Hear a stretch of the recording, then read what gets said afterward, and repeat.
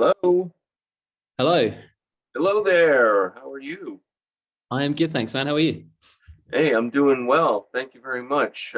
We had a slight personnel change here just moments ago. They told me that you were going to be on, which is fine with me because I'll be honest with you, it's going to be a total learning experience for me here. And you're probably finding out that that's the case with a lot of people here in America. Uh, Absolutely, yeah. yeah. America is somewhere where we've been touring in America for many, many years, but it is definitely somewhere that we didn't see quite the growth that we were seeing around the rest of the world. Well, let's give Um, you a proper introduction. Alex Dean, Ali Dean, bass player for Architects. Uh, Thank you for taking some time to do this today. First of all, let me congratulate you on a phenomenal album, beautiful album. Thank Uh, you very much. Man, I got this thing on Friday, and I have not stopped listening to it. It's the only thing I've been listening to, and That's I awesome. immediately, as soon as I listened to it, I immediately text somebody at your record label and said, "I can't stop listening to this. Hands down, already my favorite album of the year." And it's going to be tough to beat that. I don't know. I can't see anything coming that's going to beat that for me. Are Well, I hope you not. It's early days, but let's hope not. are you getting this kind of response from people? Is that what you're hearing? You know, that Yeah, people. we've been blown away by the response so far. It's always I mean, I don't know how much of our previous work you're familiar with, but this is definitely a slight departure from our most recent record. So it's always a little bit. There's a slight some slight anxiety when you put something like this out, but it's gone down really well, and we're very happy with how it's been received, and we're very grateful for all of the praise we've had so far. Well, like I said, it is a learning experience. But I was familiar with Architects previously before the Holy Hell album. I'd heard of the band. It was during what was it? The album is All Our Gods album. But Yes. it was sad news that that your guitar player had passed away, and that's what gave me the introduction to you guys. Sadly, but uh, I know there was a point when you guys were kind of like, "Can we continue on?" kind of attitude. What forced you to move from that? Because we wouldn't be here today with this amazing album had you not done that. Yeah, I think Holy Hell was obviously the first album that we had ever attempted without Tom, and that came from, I suppose, the motivation to try and do it was to honor him and continuing what essentially was his band. Him and our drummer Dan started the band when they were 15 or 16 or something, and we've been doing it for so long that it would have been a real shame for it to stop. um, and there was also material that he had already written for that album that we felt was very important to share with the world. And also the band is something that um, everyone in it is completely obsessed with, like it's our lives, and it has been for a long time. So we felt it was really important to keep going, and we were really grateful for all the support we received at that time. Not saying it wasn't extremely difficult for us, but we made it work, and now we're in a much brighter spot. And yeah, I'm so happy that we carried it on. Yeah, I'm so glad that you did as well, because like I said, I'm loving this album. I know that you guys play to thousands and thousands and thousands of people everywhere around the world. You come to the States. I know when you played for the Hell album, you played in Phoenix at a venue that holds maybe a couple thousand people. Is that feeling disheartening, or do you feel like you have something to prove, or kind of like what's the feeling when you go from all these big venues to something like that for you guys? You for sure have to adjust your sort of expectations of what you're going to get from a show. Um, we've known for a long time. I mean, it's sort of pretty well known amongst touring musicians in the UK that you go to America and it's a completely different challenge. Like it's, for a start, such an enormous country, um, and like the sort of, I guess, the strategy for growing your band is completely different. But it's something that was very difficult in the early days for us, because the lifestyle of touring in a van and driving through the night and like cramming a bunch of people into a motel room, like you do that for a number of years and it grinds on you. And then when you're not kind of really seeing any response from that, it becomes even more of a grind. But we had a little break from touring in the States, and then we kind of approached it after a little bit of time away, feeling refreshed. And I think also with just much better music. Like it was a few albums ago that we started to see a big improvement in the States for us. So it's kind of just got better from there. But it's particularly with the record we've just released, it feels like the reception over there has been like super exciting for us. And when things get back to slightly normal, we can't wait to come back over. Well, I did see the Albert Hall show, and I was super impressed. In fact, that's been my favorite live stream. I've seen maybe a couple dozen of these things, and that show was amazing without a crowd, and all the energy was there. I wasn't familiar with a bunch of the songs at that point. I knew maybe 4 of them, I think it was something like that. But that turned me on to a lot more of what you guys do, and I know that you guys played a couple of new tracks on there. One of them is my favorite tune on the album, which is Dead Butterflies, which is just a beautiful, beautiful song. Amazing song. Can you tell me about that one? Well, Dead Butterflies was actually, so we ended up releasing that as a single. It was the 3rd single on the album campaign. And we weren't originally going to release it as a single, and we weren't going to do a video for it, etc. And then the band really loved the song. It's a really special track for us.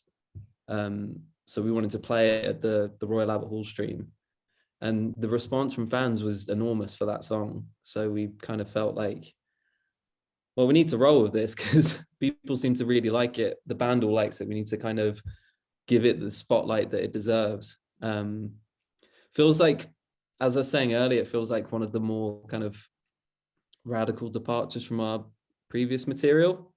So we were initially a little bit reluctant to kind of expose it to the world, but it worked great. And it's really encouraging that our fans are receptive to that kind of song, because I think that style of music kind of reflects what we would like to do as a band a little bit more in future. That kind of style of music reflects our tastes a little bit more.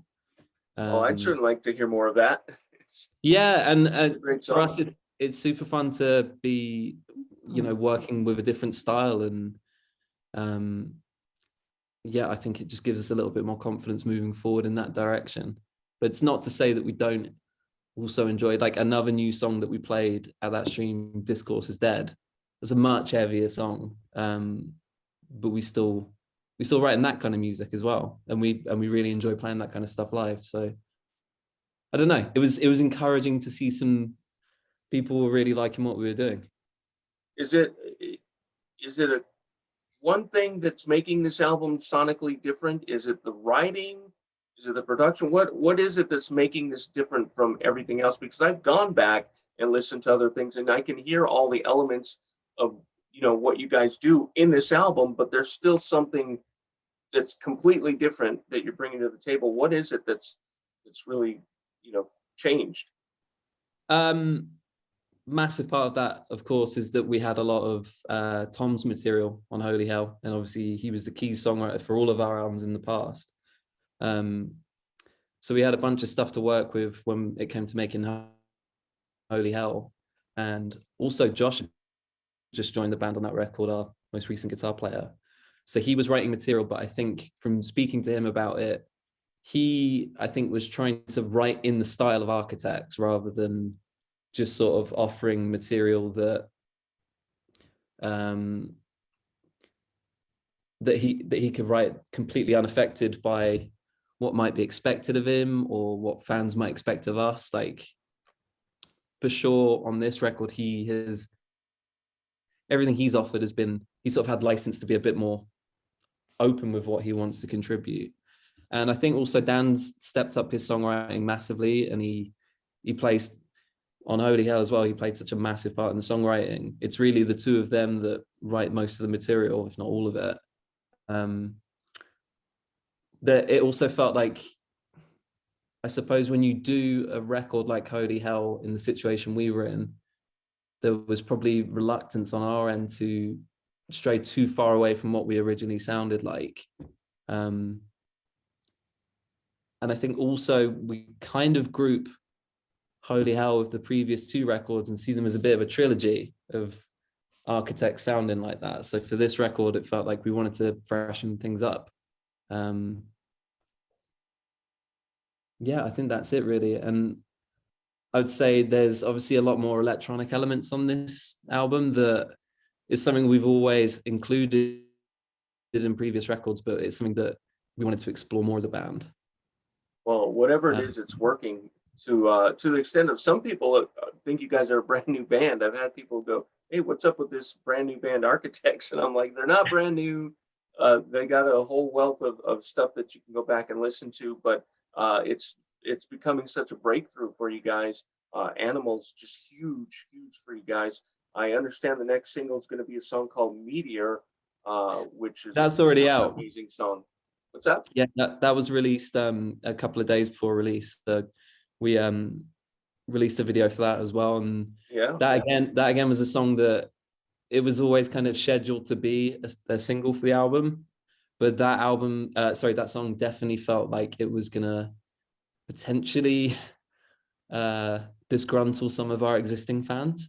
And some people it's not to their taste, and that's completely fine. Like, we were kind of expecting that, but that's a direction that the band's always wanted to push in, and we're all really stoked on the song, and there's definitely a lot of our fan base that also enjoy it, so we're stoked about that. Which is good, but you're always going to have a band who's got a group of people who, once you start